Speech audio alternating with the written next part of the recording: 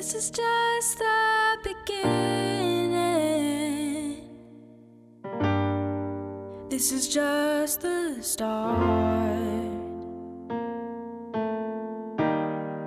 A chosen generation. Rise up, take heart.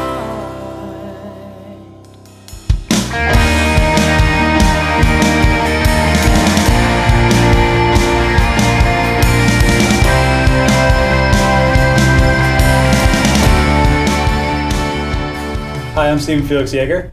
I am joined here today with one of our students, Rachel Harris. She wrote the song that ended up being, in a way, the title track of the album. It wasn't named after her song, but it was named after the first line of her song.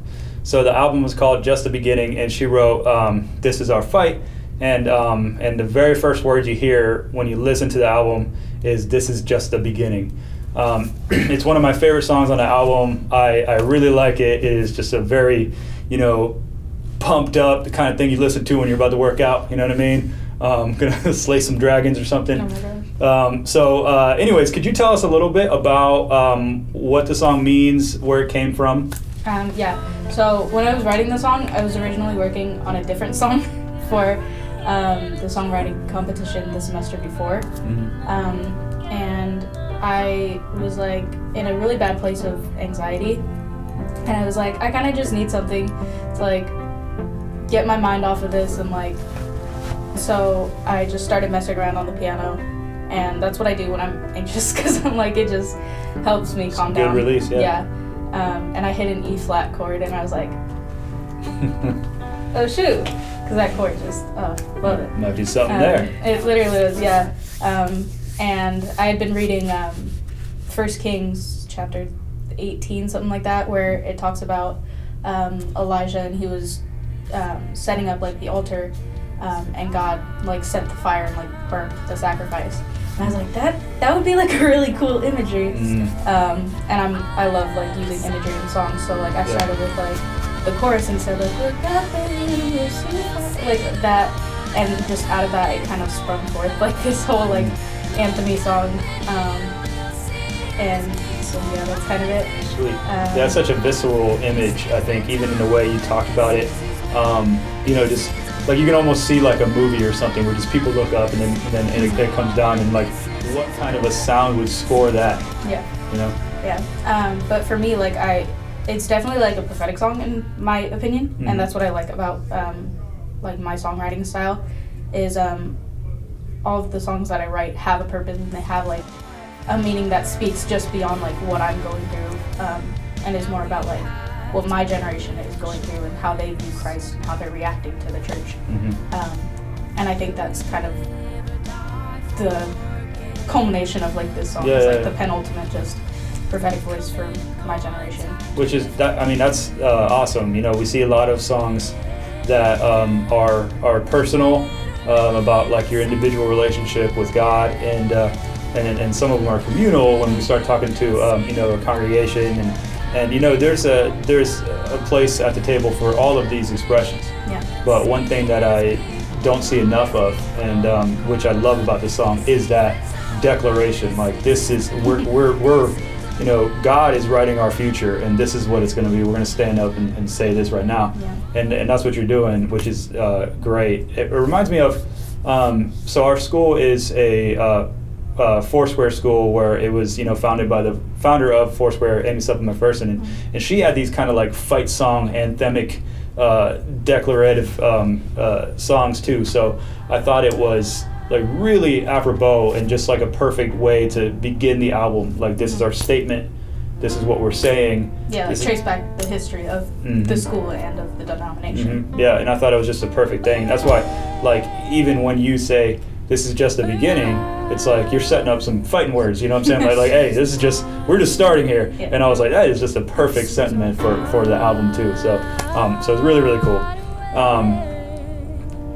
Can you talk a little bit about one thing I want to focus on is songwriting is an important part of your artistic expression, but it's not the only one. And I think that's pretty unique to you specifically. But you know, in our program, a lot of students have like when you're right brain, you're typically good at multiple things, and can express yourself multiple ways, and you're just like really quintessentially doing that.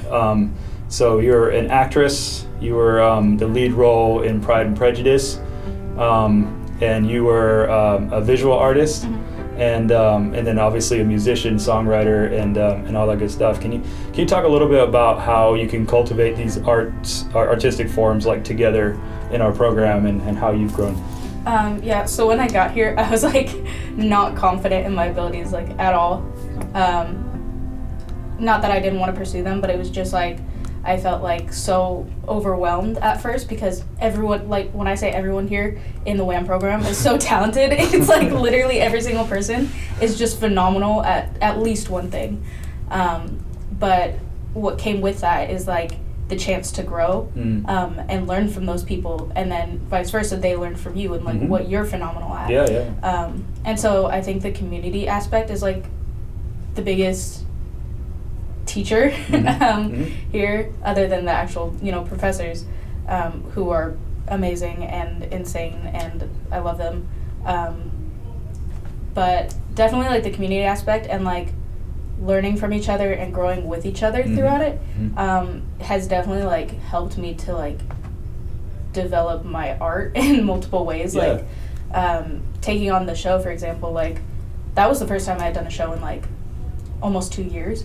So I felt almost out of my element, but I mean, Carissa's amazing. Yeah, and she's so good. all of my castmates were amazing. So I really just got to learn how to play off them better and really learn how to trust them with like my process. And that's the same with like the song. It was a super collaborative process with other students, professors, Micah Brandt. Love you. Yeah, he's the man. He is the man. He did so much on this song, and he made it sound freaking amazing. Like for me, I have a hard time getting it out of my head or like off the piano, but you know. So what she's referring to is one of our professors, Micah Brandt, helped with the chordal structure a little bit on that song. So she, when she submitted it, she was playing along to it, and it was good. You can totally hear where the song's going. But Mike was one of the judges, and he just like light bulb clicked. Like he's one of the most phenomenal musicians I know, and so we were able to use that.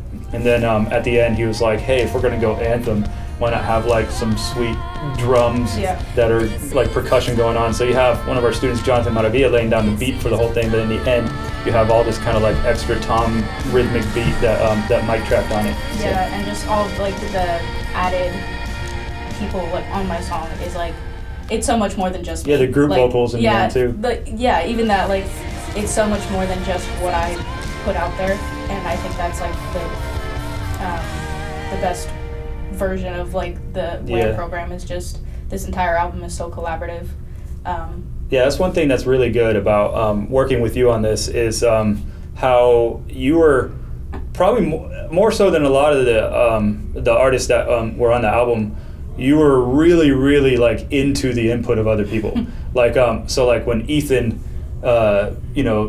put down the soaring guitars, you were like, "Oh, that's perfect." Yeah. When you heard the drums, you're like, "Oh, that's perfect." And just like everything, Alex with the bass and everything was added. You were really gung ho. And what's cool is because and I think that's one of the best things if you can do this with music, that's so good. Where like you have your idea, you have your essence of the song, but you're not like super tight on every aspect of it. So that way it can become a collaboration. And I think you were really great at that, and you nailed that. So I think you're doing awesome. I mean, you're finished your sophomore, or you're still in your sophomore. No, I'm still in my sophomore. You're still in your sophomore. Okay, so we got some time with you. So we're gonna hear some more Rachel Harris's, I think. Yeah. All right. Well, anyways, thank you so much. You did awesome. I'm proud that you're on this album. It's a perfect way to start the album, and I'm ready to hear some more. All right.